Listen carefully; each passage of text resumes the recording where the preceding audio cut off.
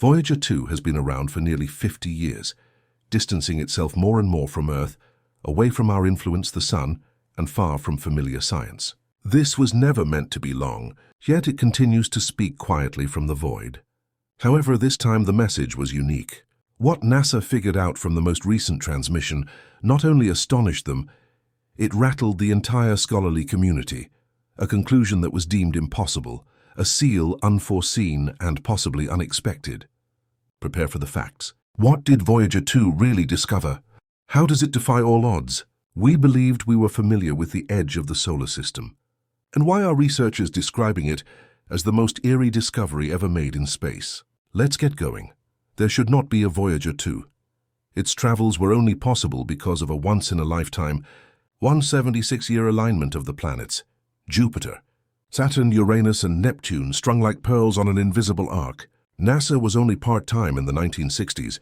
An employee manually plotted those orbits with just a pencil in hand. His discovery allowed engineers to harness the gravitational pull of each planet to slingshot the spacecraft toward the solar system's outermost reaches, accelerating it more than any other method humanity had devised before. Built with 69 kilobytes of memory, less than the key that opens your vehicle, and transmitting with the strength of a refrigerator light bulb, Voyager 2 was never intended for interstellar space. Nonetheless, 46 years later, it remains billions of miles away, muttering into the void. Now it has uttered an odd whisper. Voyager 2 reached the Heliopause in 2018, the boundary where the Sun's influence meets the pressures of interstellar space. It followed its twin, Voyager 1, which crossed in 2012. However, what Voyager 2 discovered at this threshold did not align with predictions. It failed to match anything scientists anticipated: significant shifts in radiation, plasma flow, and magnetic fields. Even though the spacecraft recorded a massive increase in plasma density as evidence it was in interstellar space, the anticipated reorientation of the magnetic field never occurred. The field remained steadfastly unaltered, just as it had with Voyager 1. It was like stepping into a new room only to find the walls painted exactly like the one you left. Physics isn't supposed to work that way, unless we were mistaken about the design of the room. We have long held that the heliosphere, the Sun's magnetic shield, ended at a specific point, enveloping us in a cocoon that stood between home and the wild galaxy. But Voyager 2's results suggest the boundary is not a sharp border. It's a fluctuating, turbulent blur, a contradictory frontier unlike anything theoretical models predicted. Voyager 2 didn't hear silence beyond the Sun's reach. Instead, it detected strange fluctuations, cosmic pulses resembling ghostly variations in plasma and rays, out of sync with the Sun's 11-year cycle.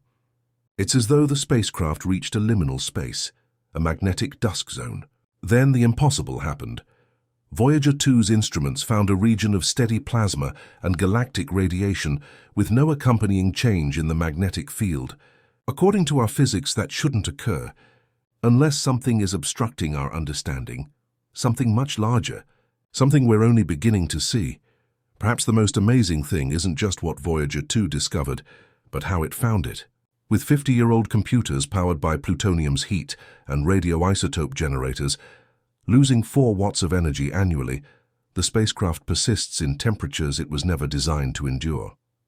Engineers had already disabled critical systems, like the heater for the cosmic ray detector, to conserve power. Everyone believed the instrument would freeze and fail. Instead, it continued functioning well beyond its thermal limits, as if refusing to shut down before delivering one final truth.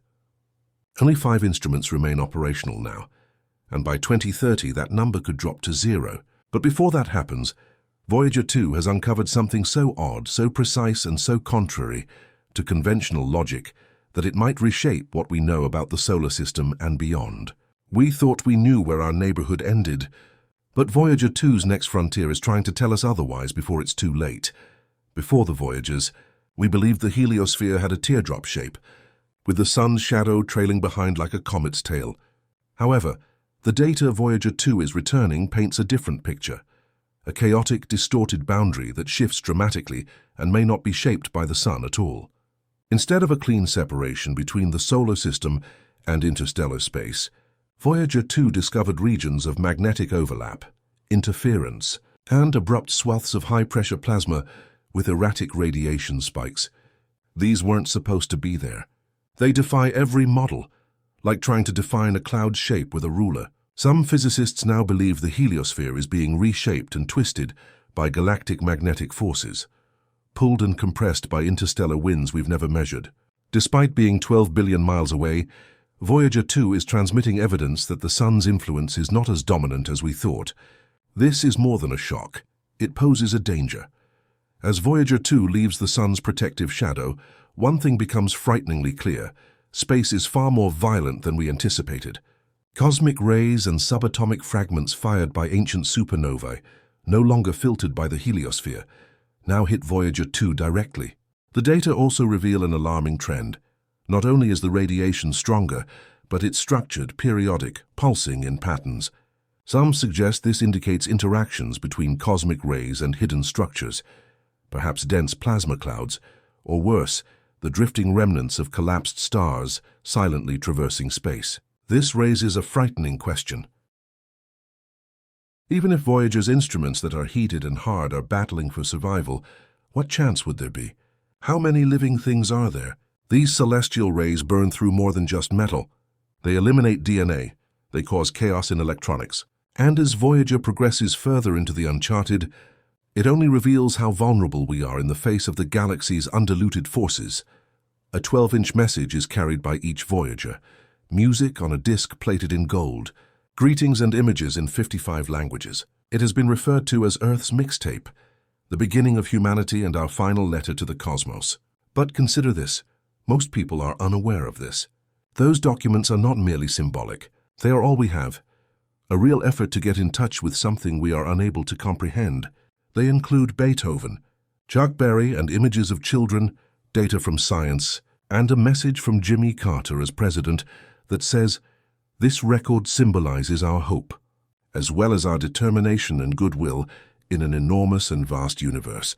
Now, contemplate this. Voyager 2 has successfully carried that message more widely than any other the human race has traveled before. And if consciously there is something out there or not, this is being listened to.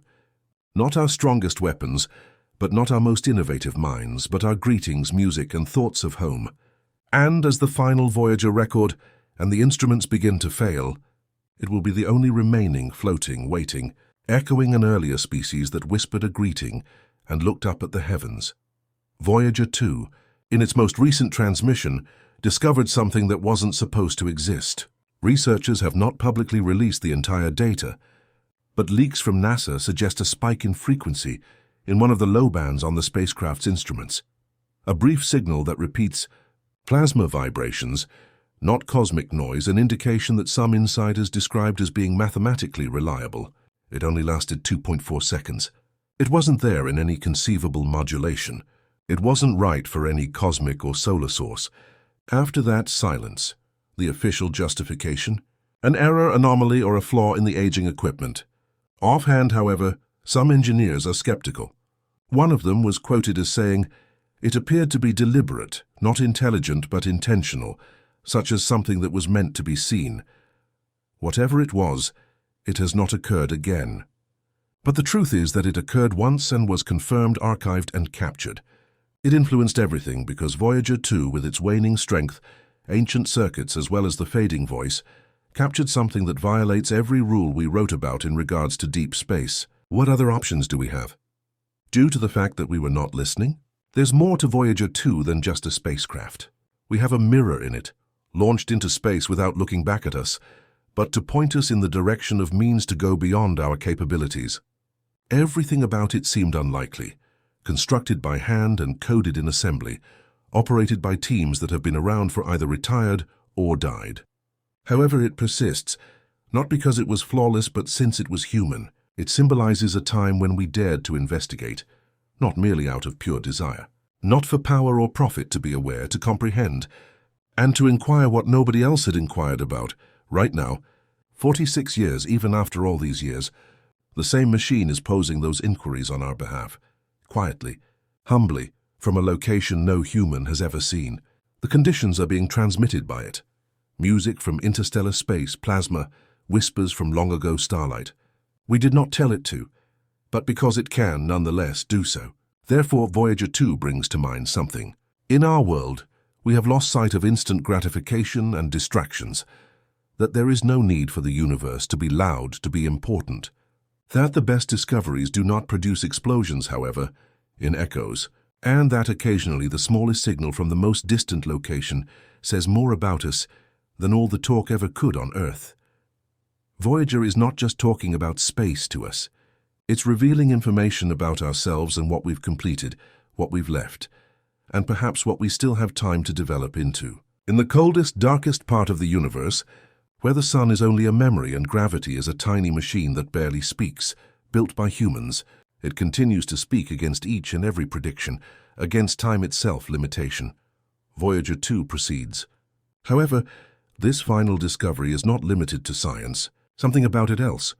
A tremor, a warning, a hint, something that we were never meant to receive, or perhaps something that we were always intended to hear. Due to this, the goal of a journey was never the only thing, space. It was about demonstrating that we reach out to others so that we might create something that was important, even when nobody was looking. That inquiring could endure noise, politics, and ego. The signal from Voyager 2 is fading. Its strength is terminal. However, before it does so, it revealed one final truth to us forever, that there is life in the universe. It is the edge is not the end, and that occasionally even the most unlikely discoveries don't sabotage our research. They make us feel imagination. And now we want to know, what do you think Voyager found? Was it research? Or something else that we've never dared mention? Was it simply a cosmic accident?